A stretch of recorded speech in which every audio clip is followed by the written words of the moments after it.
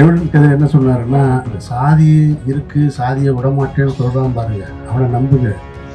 சாதி இல்லைன்றான் பாருங்க, அவனை மட்டும் நம்பவே நம்பாதீங்கன்னு. ஒரு என்னையே தான் சொல்றாருன்னு நினைச்சேன். எல்லாம் சொல்லிட்டே இருப்பாங்க. இவர்கள் எல்லாம் திமுக ஆதரவாளர்கள்.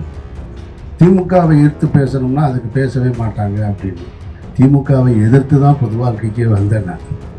அன்றைய காலகட்டத்தில் திமுகவை எதிர்க்க வேண்டிய தேவை எனக்கு இருந்தது. இன்றைய காலகட்டத்தில் திமுகவை ஆதரிக்க வேண்டிய நிலையும் எனக்கு இருக்கிறது.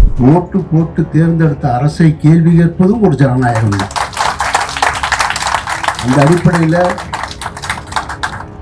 ஆணவ கொலைகளுக்கு எதிரான ஒரு சட்டத்தை கொண்டு வர வேண்டியது திராவிட முன்னேற்றக் கழகத்தின் ஆளுகின்ற அரசின் கட்டாய கடமையாக, முதன்மையாக கடமையாக இருக்கணும். அதை தொடர்ந்து நாம் போராடுவோம்.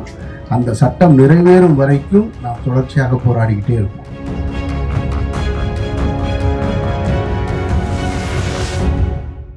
இது போன்ற ஒரு நிகழ்ச்சியில மிக தெளிவாக இந்த ஆணவ கொலைக்கு எதிரான சட்டம் ஏன் வேண்டும் என்பதற்கு தோழர் எவிடன்ஸ் கதிரும் அண்ணன் பாப்பா மோகன் அவர்களும் அவர்களை விட சிறப்பாக யாரும் எடுத்துரைத்து விட முடியாது.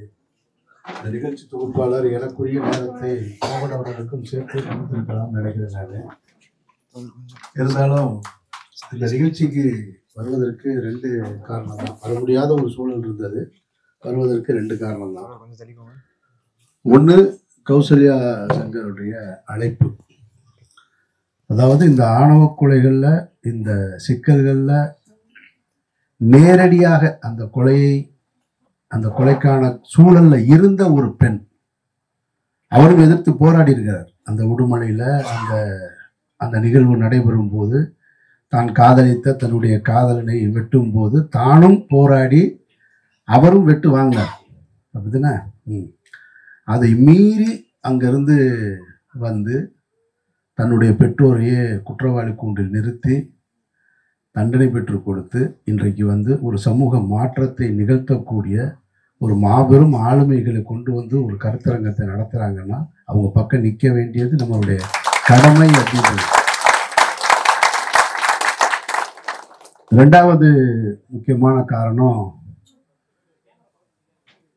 ஆணவ கொலைகளுக்கான எதிரான தனிச்சட்டம் கொண்டு வரணும் அப்படின்னாலே இது ஆளுங்கட்சிக்கு எதிரான ஒரு கூட்டமாச்சு, இங்க போய் எப்படி பேசுறது? ஏன்னா எல்லாம் சொல்லிட்டே இருப்பாங்க, இவர்கள் எல்லாம் திமுக ஆதரவாளர்கள், திமுகவை எதிர்த்து பேசணும்னா அதுக்கு பேசவே மாட்டாங்க அப்படின்னு. ஒரு இயக்குனராக, என்னுடைய திரைப்பட இயக்குனராக அறியப்பட்ட நான் பொது வாழ்க்கைக்கு வந்ததே 2009 காலகட்டத்தில் திமுகவை எதிர்த்து தான் பொது வாழ்க்கைக்கே வந்தேன் நான்.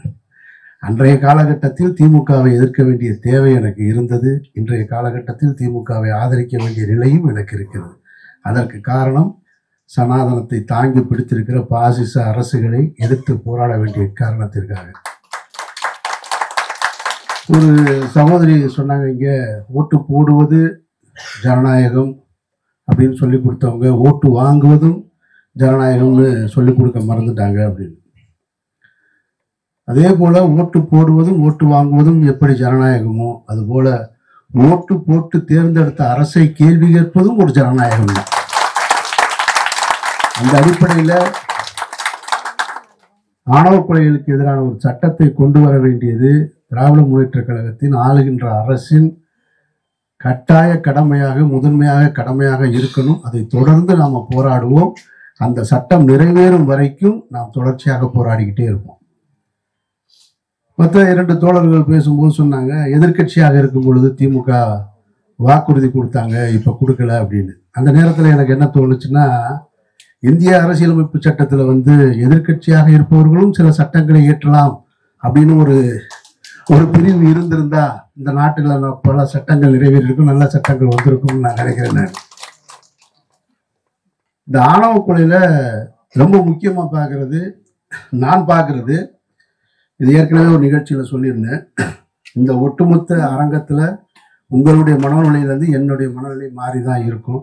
காரணம், நான் மட்டும்தான் தனித்து ஒரு இஸ்லாமிய பின்புலத்திற்கு வந்தவன். அதை ஏற்கனவே ஒரு மேடையில் சொல்லியிருந்தேன் நான். அந்த நிகழ்ச்சியில் வந்து தோழர் எவிடன்ஸ் கதிரும் உட்கார்ந்துருந்தார்.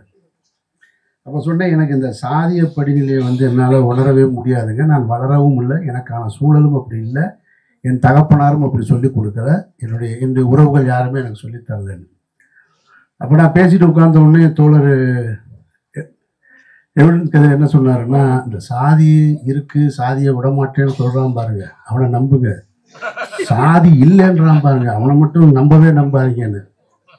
ஒரு என்னையே தான் சொல்றாருன்னு நினைச்சேன். நான் வந்து என்னுடைய வளர்ந்த சூழலை சொன்னேன், நான் உண்மையை தான் சொன்னேன். ஏன்னா நான் அப்படி பார்க்கல. நான் எப்படி பார்க்குறேன்னா, இந்த ஆணவம்ன்றது நான் உயர்ந்தவன் ஏதோ ஒரு வகையில் பணத்திலையோ அல்லது குடும்ப பின்புலத்திலேயோ எங்கேயோ ஒரு இடத்துல தன்னை உயர்ந்தவனாக நினைக்கிறான்றதான் என்னால் உணர முடியுது. ஏன்னா ஒரு 2-3 மாதத்துக்கு முன்னாடி கும்பகோணத்தில் வந்து ஒரு பட்டியலினத்து பெண் வந்து இன்னொரு முதலியார் குடும்பத்தை சேர்ந்த ஒரு பையனத்து காதலிச்சு திருமணம் செய்கிறாங்க. 5 நாளில் வந்து இந்த பெண்ணுடைய வீட்டுக்காரர் தான் போய் கொள்றாங்க. அப்போ இங்க முரண்படுது. அப்போ பட்டியலினத்தவர்கள் மட்டும் காதலிச்சா கொல்லப்படுறாங்க, இவங்க வீட்டில இருந்து போய் கொள்றாங்க. அதேதான் தர்மபுரியில